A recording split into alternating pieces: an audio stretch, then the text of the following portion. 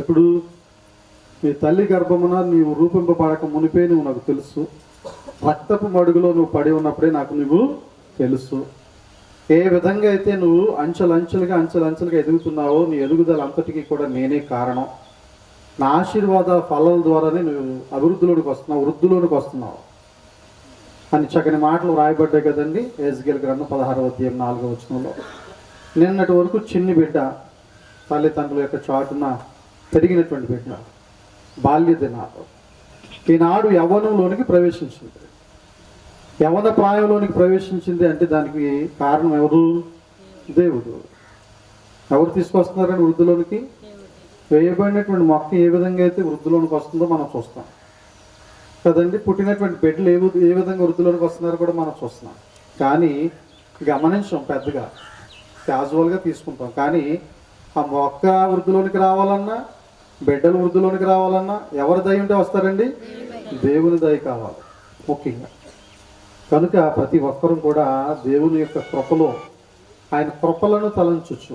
కృపాక్షేమాలు మన వెంట వచ్చేలాగున మనం ఆయన్ని ప్రేమించాలి, ఆయన నామాన్ని గణపరచాలి, ఆయన సన్నిధిని మనము గోజాడాలి.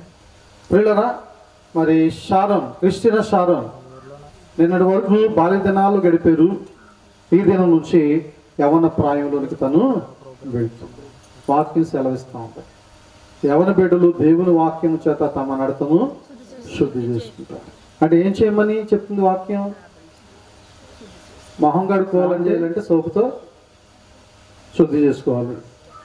కాళ్ళు కడుక్కోవాలని బయటికి వెళ్ళి వచ్చిన తర్వాత నీళ్ళతో కాళ్ళు కడుక్కోవాలి. నడకను శుద్ధి చేసుకోవడానికి నీళ్ళతో కాళ్ళు కడుక్కుంటే సరిపోతుంది. నడతను శుద్ధి చేసుకోవాలంటే ఏం చేయాలి? వాక్యము చేత తమ నడతను, అంటే వాక్యం వినాలి, వాక్యం చదవాలి, వాక్యాన్ని ఎత్తిపెట్టి ప్రార్థించాలి. ఈ యవ్వన ప్రాయం అంతా సైంటిఫిక్గా కూడా ఏ విధమైన చేష్టలు కలిగి ఉంటారో జీవితాంతం అవే చేష్టలు చేస్తారంటే ముసలోళ్ళు అయిపోయిన తర్వాత కూడా. యవ్వన ప్రాయంలో ఏం పని చేస్తారో, వాళ్ళ మైండ్ సెట్ ఎలా ఉంటుందో, వాళ్ళు ఎలా వ్యవహరిస్తారు, ఆ విధమైనటువంటి మైండ్ సెట్టే ఎప్పటిదాకా ఉంటుందంటమ్మా? జీవితాంతం ఉంటున్నారు. ఈ ప్రాయము చాలా ప్రాముఖ్యమైనది. చాలా జాగ్రత్తగా ఆ బిడ్డలు మనము నడిపించాలి, పోషించాలి, సంరక్షించాలి. అంత మాత్రమే కాదు, దేవునిలో పెంచాలి. ఎవరిలో పెంచాలండి? చూడండి, రెబెకా విషయమై మనం జ్ఞాపకం చేసుకున్నట్లయితే ఆత్మీయ సౌందర్యవత కంటే ఆత్మీయమైనటువంటి అలంకరణలు అలంకరించుకున్నట, ఆత్మీయమైన అలంకరణలతో ఆమె నిండుందట. పిల్లలు అందుకనే కదా ఆమెను వెతుక్కుంటూ వచ్చినటువంటి ఎలియాజర్ను బట్టి, అబ్రహాము దాసుని బట్టి, ఆమె భవిష్యత్తును బట్టి ఎంత ఒద్దికగా, ఎంత ఒబ్బడిగా సమాధానం ఇచ్చిందో. అదే ర్యాష్ సమాధానం ఇస్తే ఆయన వాళ్ళ ఇంటికి వెళ్ళేవాడా?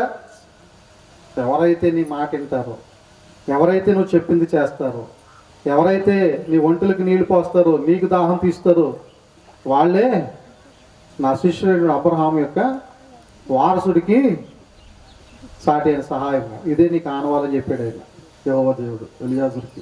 అబ్రహాముకి చెప్పారు, అబ్రహాము ఎలియాజరుకి చెప్పారు. గుణవతి రెబెకా ఎటువంటిదమ్మా? గుణవతి. గుణము చాలా ప్రాముఖ్యమైనది, ముఖ్యంగా స్త్రీకైనా పురుషుడికైనా గుణమే కావాలి కదండి మెయిన్.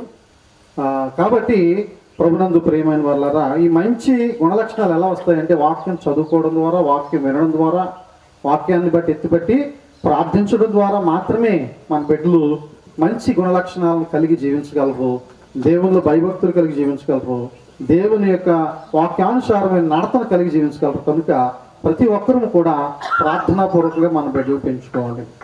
ఆ బిడ్డలు క్లాస్కి వెళ్ళి చదువుతున్నారో లేదో చూస్తాం, బుక్స్ తిరగేస్తున్నారో లేదో చూస్తాం, హోంవర్క్ చేస్తున్నారో లేదో చూస్తాం, జాగ్రత్తగా స్కూల్కి వెళ్ళేటప్పుడు ఆ బస్సు ఎక్కుతున్నారో లేదో చూస్తాం, వచ్చేప్పుడు దిగుతున్నారో లేదో చూస్తాం, జాగ్రత్త ఇంటికి వస్తున్నారో లేదో చూస్తాం.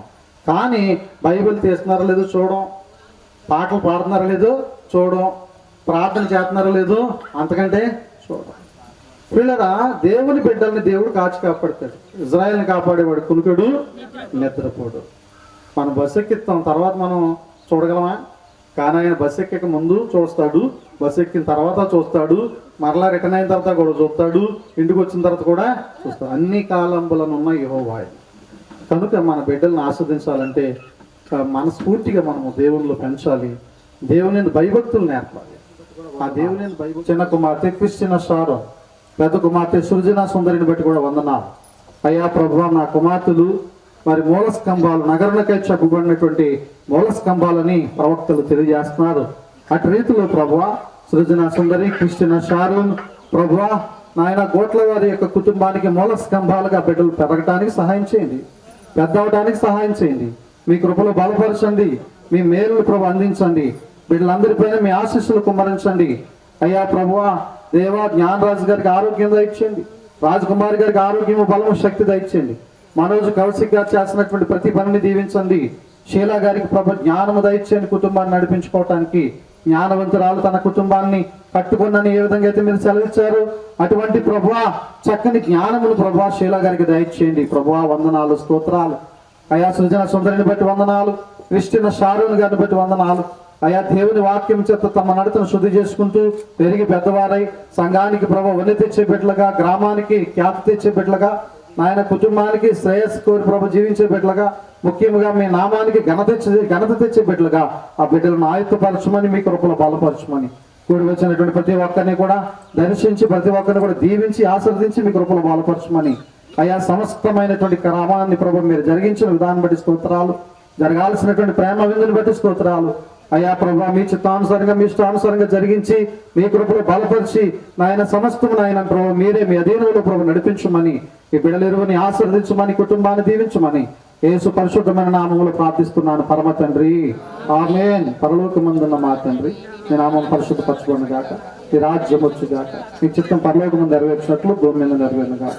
మనదిన హాడు మాకు దయచేయండి, వాళ్ళ ప్రార్థన చేసిన క్షమించు ప్రకారం మా ప్రార్థన క్షమించు, మమ్మల్ని శోధనలను ఎక్కడికి తప్పించు. రాజ్యము శక్తి మహిమ నిరంతరము నీవు నావు తండ్రి. మన ప్రభు అయినటువంటి యేసుక్రీస్తు వారి కృప, దేవుని ప్రేమ, పరిశుద్ధ ఆత్మాన్యం సహవాసము సన్నిధి కూడి ఉన్న మీకును, అలాగనే కూటానికి కర్తలైనటువంటి సృజన సుందరి, క్రిస్టినా షారోన్ గారులకును, వారి తాతగారు నాన్నమ్మ గారు అయినటువంటి జ్ఞానరాజు గారికి, రాజకుమారి గారులకును, తల్లిదండ్రులు మనోజ్ కౌశిక్ గారికి, షీలా గారులకును, వారి యొక్క సమస్త కుటుంబ సభ్యులకును దేవుని కృపా కాపుదల సదాకాలము తోడుగా నేడుగా నడిపించి కాపాడి ఆశీర్వదించును గాక. ఆమేన్. ఆశీర్వాదంబుల్